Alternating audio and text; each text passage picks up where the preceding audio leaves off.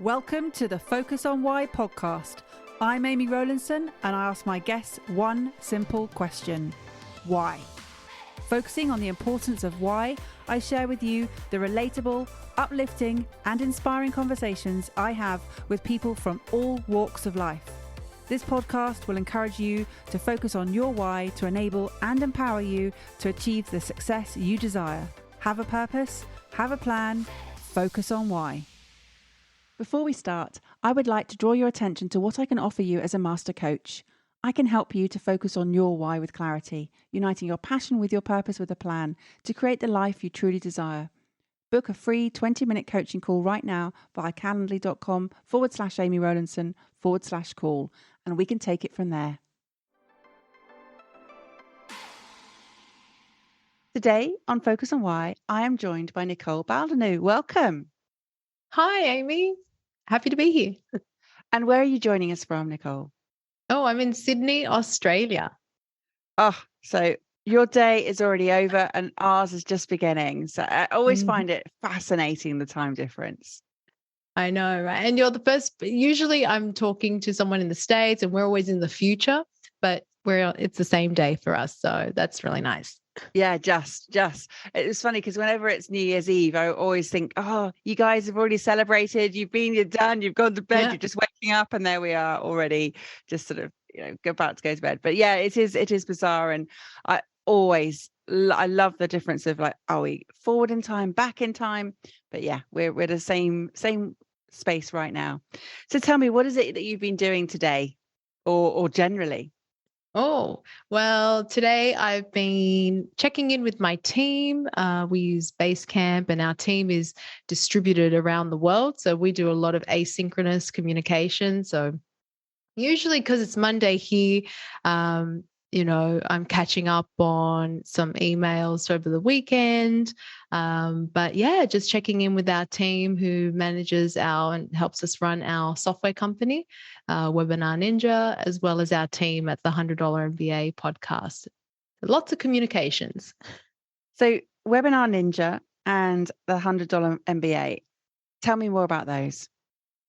So how far do we want to go back? I guess the beginning of both of those came about so I run those two companies with my husband and my co-founder, Omar Zenhome. So he's the host of the $100 MBA show. You'd see his face on the cover.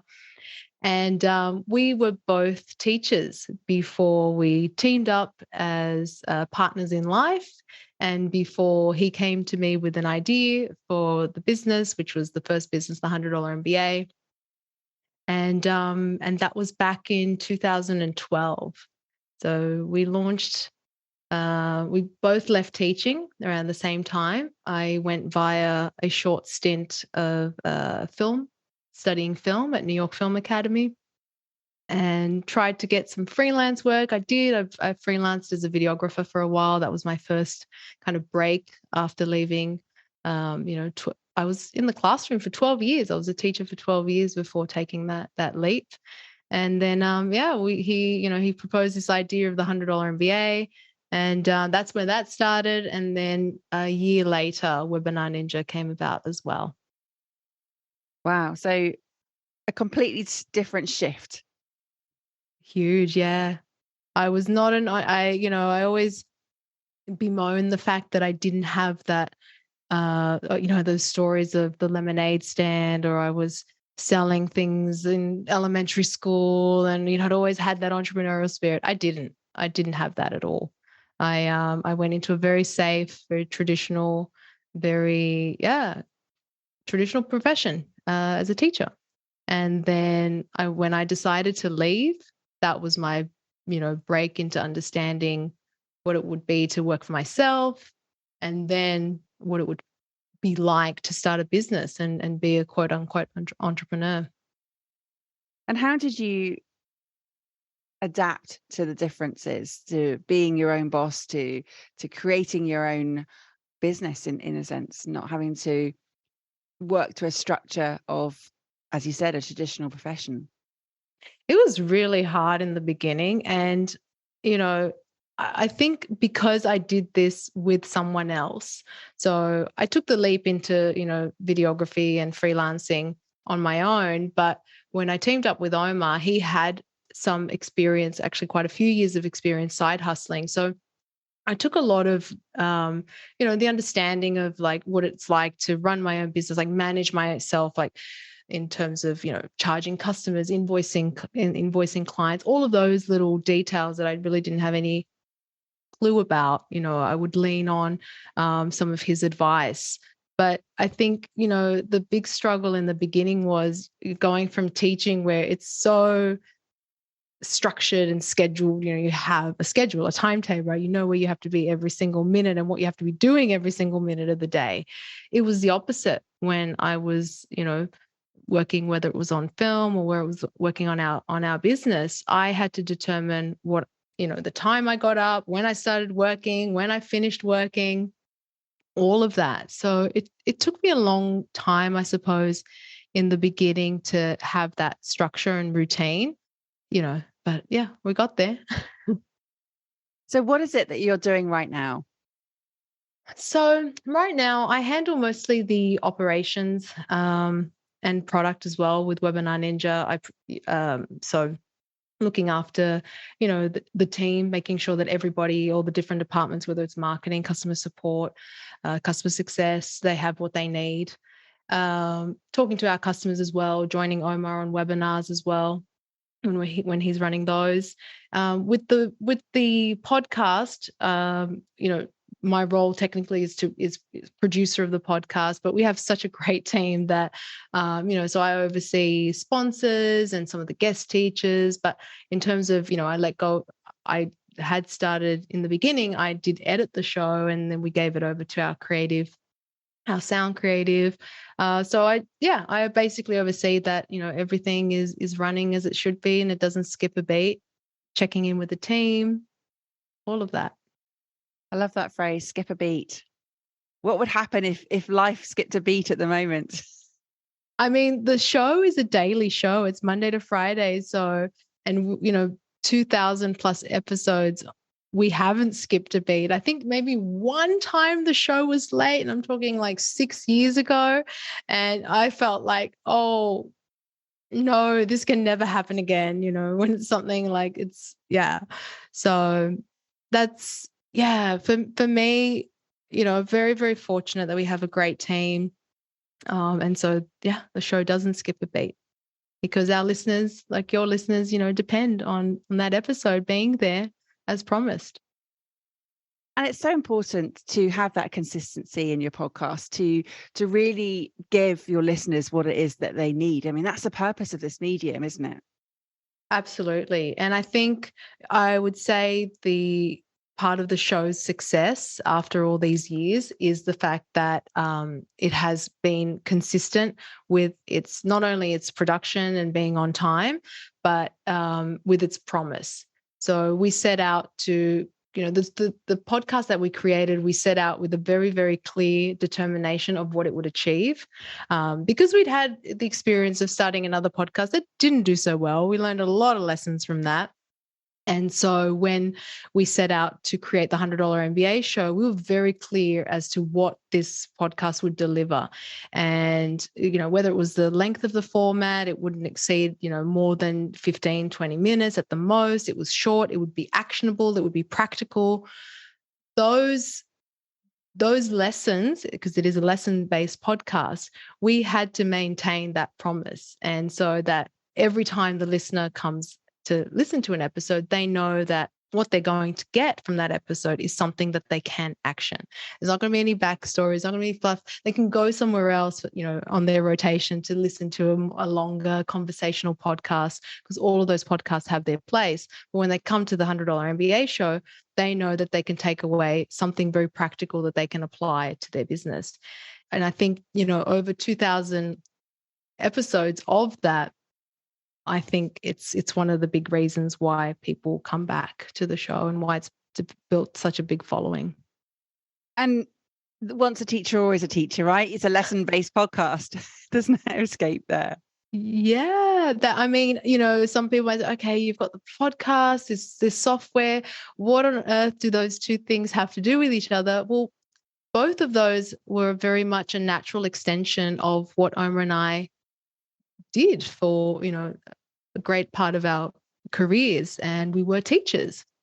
And so even with webinars, we naturally gravitated to webinars because it was a way that we could teach our audience, deliver value through teaching, through content, which is what we did in the classroom. How many times, a day? So the same thing with the podcast.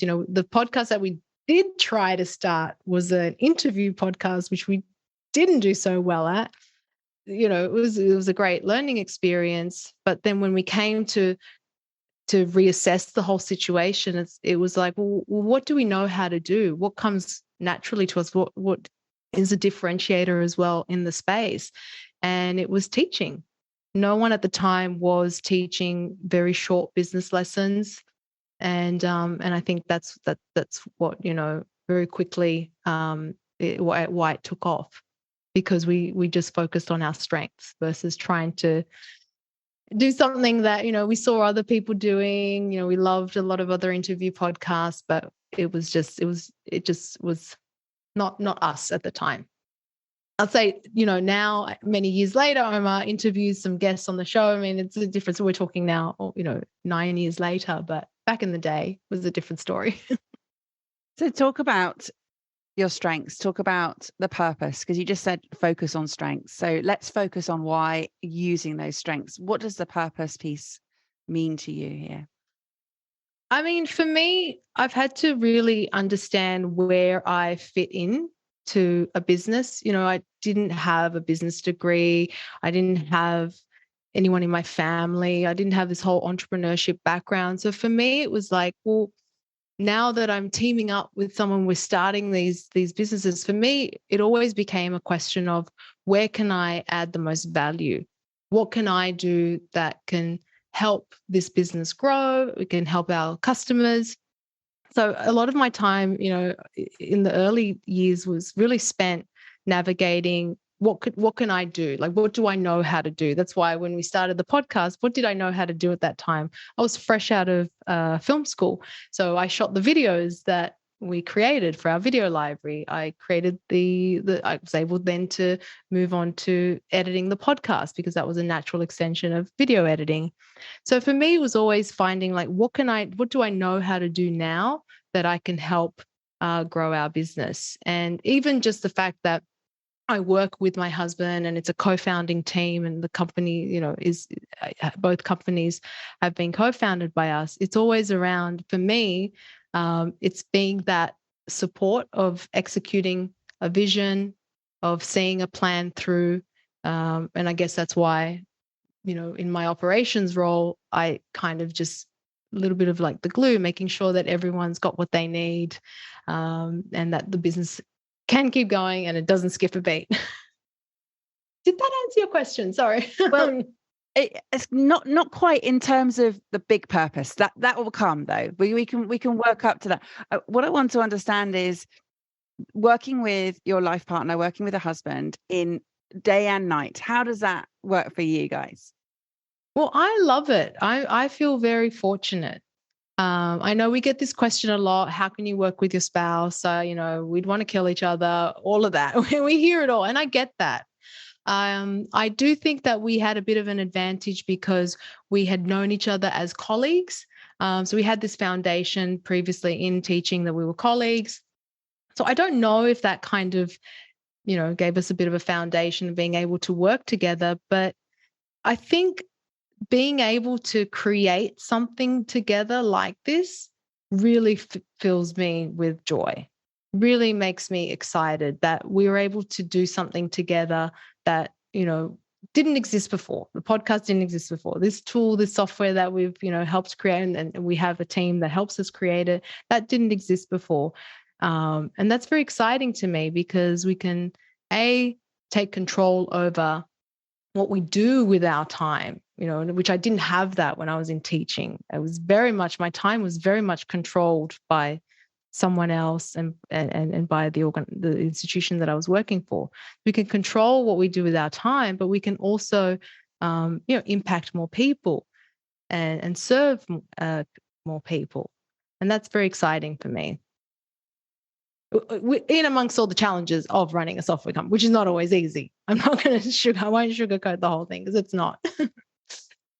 And you kind of just answered the purpose question, because you've talked about teaching, you've talked about creating, you've talked about joy, and you just talked about impact and serving people. That's the purpose piece, right? Yeah.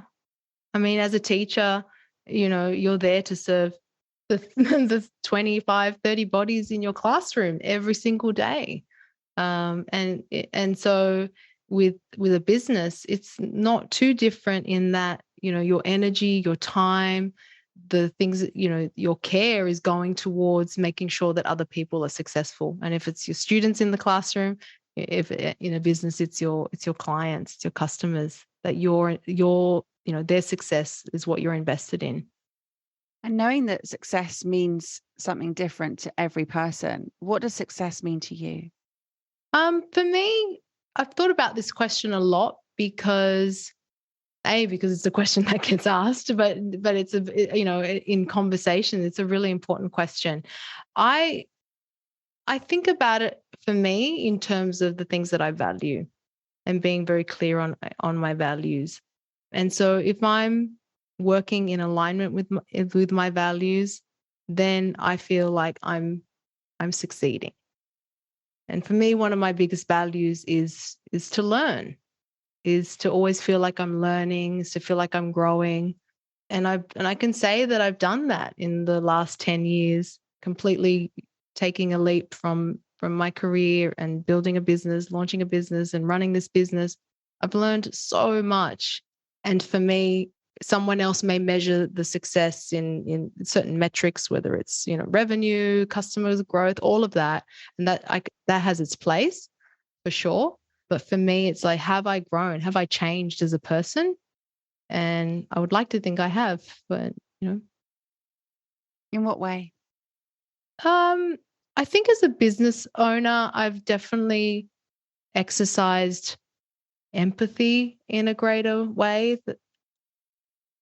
Not that it's funny, because as a teacher, you're constantly aware of so many people's needs, and it's your students, right? I think when it's a business, when it's two businesses with lots of customers, you're kind of more aware at a greater global level of the differences of people, the differences we have around the world, where people are at, whether it's demographics, geography, all of that. Yeah, I feel like I've expanded my worldview, my understanding of people. It's like, in a way, when you're a teacher or when I felt like I was in a smaller world. I feel like now I'm in a bigger world. And why was that important to make that shift? Out of teaching? Or out of the smaller world into becoming part of the bigger world? I mean, you mentioned at the beginning that you wanted to fit in. Well, again, I think it just comes back to wanting to grow, to expand. I felt limited when I was in teaching, and I feel that as a business owner, you can create more of the world that you want to see, and you can create more of the life you want to live as well. And you mentioned about the taking control of what you do in your time. What is it that you want to achieve in your time? Well, I definitely don't want to feel like I've wasted it. And I definitely don't want to feel like I have, not worked on the things that gave me joy, that I didn't get to work with people that I enjoyed working with, that I didn't get to create, and have just more freedom. Creativity is also really, really important as well to me. And so, and as you get older too, and as you become more aware of, like, time is really all we have. And so, yeah, I want to make sure that, I make good use of the time that I have. And it's interesting because on podcasts, whenever people talk about freedom, it always comes with something. And it's not just freedom in itself, it's freedom with something. And you mentioned creativity. Is it freedom with creativity, or is it freedom something else? What is it for you? I think creativity is a big part of it, because I know that when I wanted to leave teaching, and I think primarily the reason I chose film as my first stop, I saw film as a very, very creative pursuit. I thought it was like the most endlessly creative thing that you could do. And I felt it was the opposite of what I was doing day in and day out. Not that teaching doesn't allow you, certain creativity and freedom in the way you teach, but you're still bound by a curriculum and all of that. So and I think that's what I really love about creating a product, creating a tool, creating a podcast, is that there's endless creativity in that. And even with knowing that you're serving an audience and serving their needs, you still get to be, you're always trying to create the most creative solution to solve that problem and to serve them. And that's what I really love about, having a product and a podcast as well. And why podcasting? Why not doing, I mean, yes, you are doing webinars and you are doing, I'm sure you're doing YouTube and various videos as well, but why podcasting in particular? What's so special about this medium? When we first dipped our toes in it, this was back in 2012, 2013. We just really admired people that had podcasts. We'd listen to podcasts and we thought, this is a very powerful medium. There's that intimacy that you have with your listener, which I think is unparalleled in other mediums. I think it's, just the fact that you're so close to their earbuds, you're right there. I think that there's a real level of intimacy there and there's a level of trust that is created. So it just became very, very attractive to just to try. And so when we decided to create the $100 MBA show, we had already launched a course. It was a video library of training, and we thought this would be a great companion to be able to support our audience on a daily basis, to give them that that's something to do and that support in their business on a daily basis. So it just made sense to offer it in that format.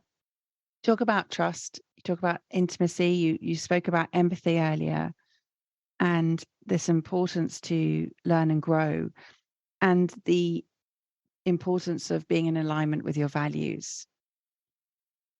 Being in alignment with your values is, for me, again, one of the most critical things to be done. Have you ever been out of alignment with your values? Oh, that's a really good question. I think when I was in teaching and I didn't feel like I was being my authentic self, as good as I was at my job, as much as I cared about my students and as much as I was able to get their outcomes, they passed their tests, all of that, they got what they needed, I still felt I was betraying something of myself because I just didn't feel like this was me. And so maybe it's not directly a misalignment of values, but it's sort of a betrayal of how I want to live my life. And I feel like with the businesses that we create, this is us. this is who we are. And particularly with Webinar Ninja, people know who's behind the brand. We're on the webinars with our customers. They know us by name. They there's a face to the brand as well. So, and it's great to just be able to be yourself.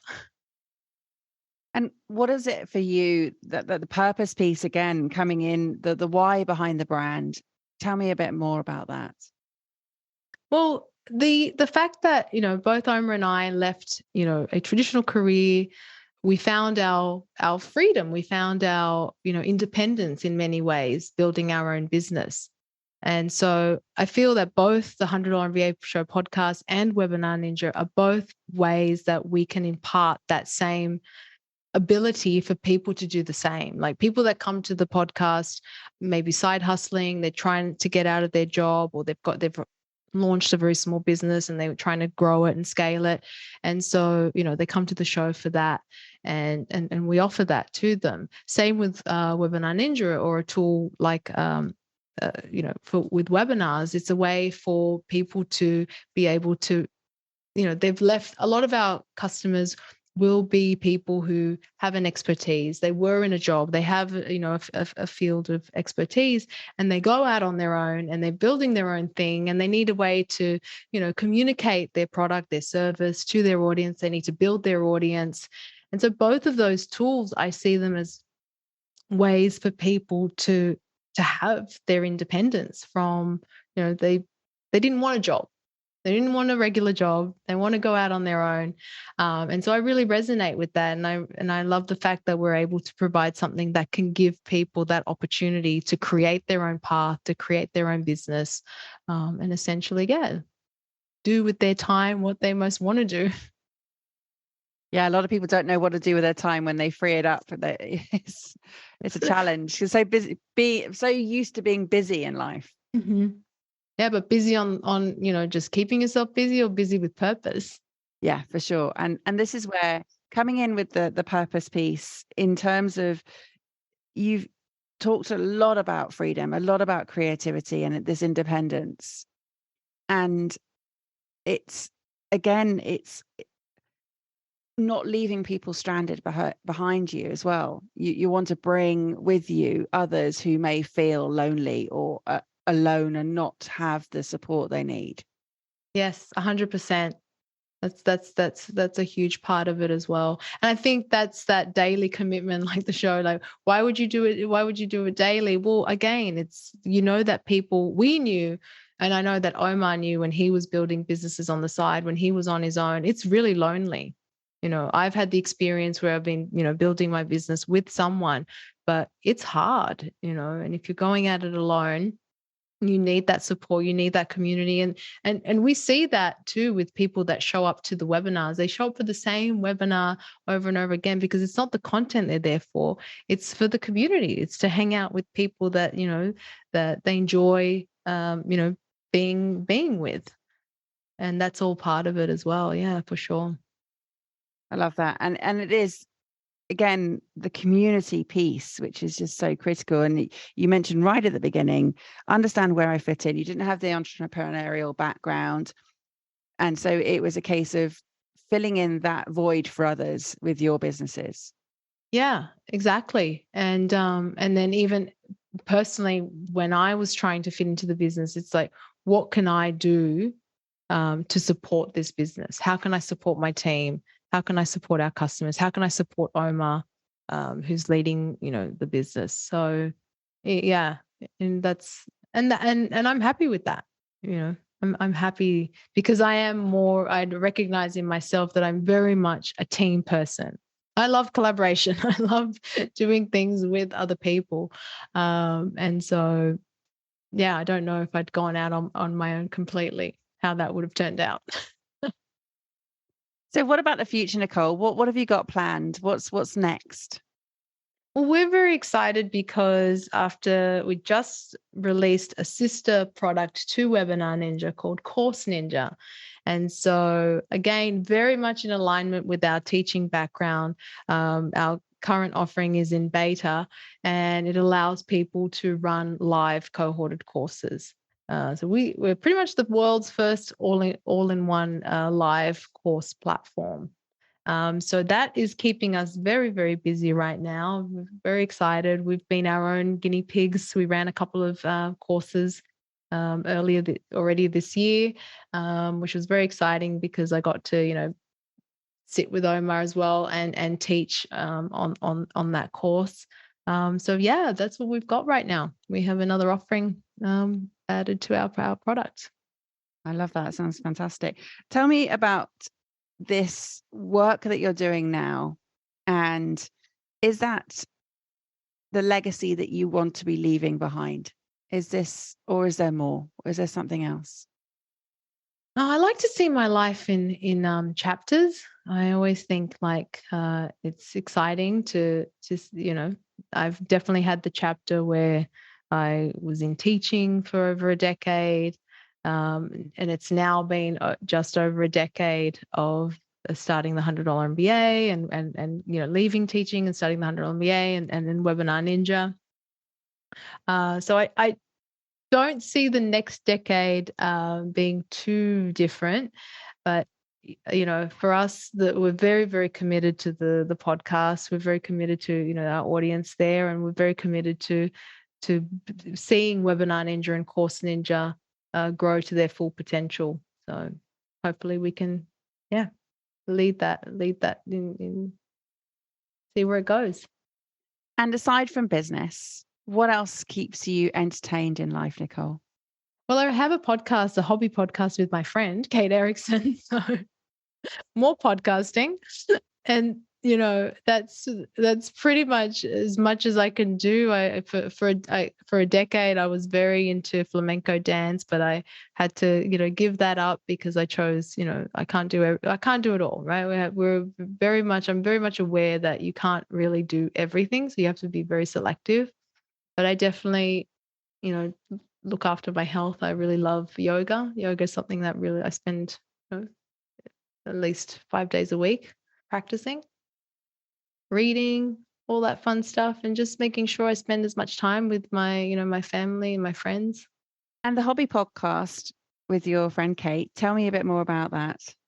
So Nicole and Kate can relate. It's a way for Kate and I. Kate and I were neighbors when I was still living in San Diego. Then we moved here to Australia. She and John moved to Puerto Rico, and we stayed in touch. And we're part of a mastermind as well with another friend of ours. So we've been, we kept in touch for the years that we were not living, in the same neighborhood. From our mastermind, we've been in that mastermind for 3 years. The conversations that we would have were very enriching, very soul nourishing. And, during COVID, I would say that when a lot of people were alone, a lot of people were trying to find, they had additional time on their hands. I found myself with a little bit of additional time on my hands. I thought it would be just great if we could share the kinds of conversations we were having, as 3 women. It ended up just being the 2 of us, though, Kate and I starting the podcast. But it'd be great if we could share those conversations that we were having, whether it was, just personal challenges, business challenges, life, just the conversations and the topics that women just are constants in our life, whether it's confidence, whether it's the question of starting a family, ambition, all of these just various topics that we will talk about with our girlfriends. And we just wanted to take those conversations and have them in a bit more of a public space so that people didn't feel alone, and that maybe a listener would feel like they had something that they could just carry with them during the day to give them a little bit of more confidence and support. Sounds more like or less like a hobby podcast, but again, the teaching elements coming back in. Yeah, well, Kate and I have to be very careful because we both, she's a great teacher as well. But we try and keep it as conversational. But I suppose we're always offering our, what we've learned in life or what our experiences have been up to that point, get on any given topic. And so there is, I suppose, always, I think you're always learning from someone, right? Whenever you're in a conversation, you're always learning. So yeah, there's probably a little bit of that as well. And have there been any topics where you've disagreed on something? Oh, it's funny because we're all about, making sure that we have conversations and the perspective is, and all of that is respected, even when we disagree. But Kate and I seem to see eye to eye on a lot of things. And it is important to understand that there are different perspectives, and that just because you don't agree with someone or some viewpoint doesn't mean that it can't be dismissed. And it is important to acknowledge different world perspectives, because that's where we have so many people jumping to support one side or another, and it's just like, you need to understand that sometimes you're talking about the same thing here. Yeah. Oh, yeah. Very passionate about that. I know it's just this, you hear it all the time that, the world's never been more divided. And so it's just that remembering that there's humans on both sides, and we need to continue to have those conversations no matter how much we disagree. Well, it seems like a natural point. Being humans on both sides of the world, I just love that we've sort of started on that and ended on that. It's brilliant. How would people get hold of you, Nicole? What was the best way for them to reach out? If they are interested in business lessons, there's the $100 MBA Show podcast that's on any podcast app. If they are doing webinars, if they've got a business, they want to connect with their audience via webinars or courses, they can go to webinarninja.com.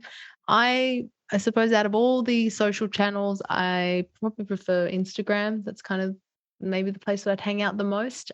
So I'm at Nicole Baldinu on Instagram. And if they're interested in another conversation podcast on their rotation, Nicole and Kate can relate. Few places you can find me on the internet. Fantastic. Well, they'll all go in the show notes so that people have got access to that. So fantastic. Nicole, it's been a delight. And I want to say thank you to Johnny Ball for introducing us. It's always a pleasure to have a recommendation to someone to come on the show. And it's been a really lovely conversation. And I look forward to unpicking a few things in my reflections episode. And so maybe I'm definitely going to go and listen to some of your Nicole and Kate Can Relate and the $100 MBA podcast, because there's always lessons that we can learn. We're always looking to grow and learn, as you said earlier. Tell me, what would you like to leave the audience with today? Well, after our conversation, I am reminded that, all we have is time, and that reassessment of your values is something to do often, most importantly, so that you can live as your authentic self. How has this conversation had an impact on you? What value have you received from tuning in? What are your reflections with actions? Please take a moment to leave me an Apple Podcast or Spotify review sharing how Focus on Why has made a difference to you today. Remember, the conversation doesn't end here. To keep it going, simply connect with me on LinkedIn, Instagram, Facebook or Twitter, or join the Focus on Why Facebook group. All the links are in the show notes. Have a purpose, have a plan, focus on why.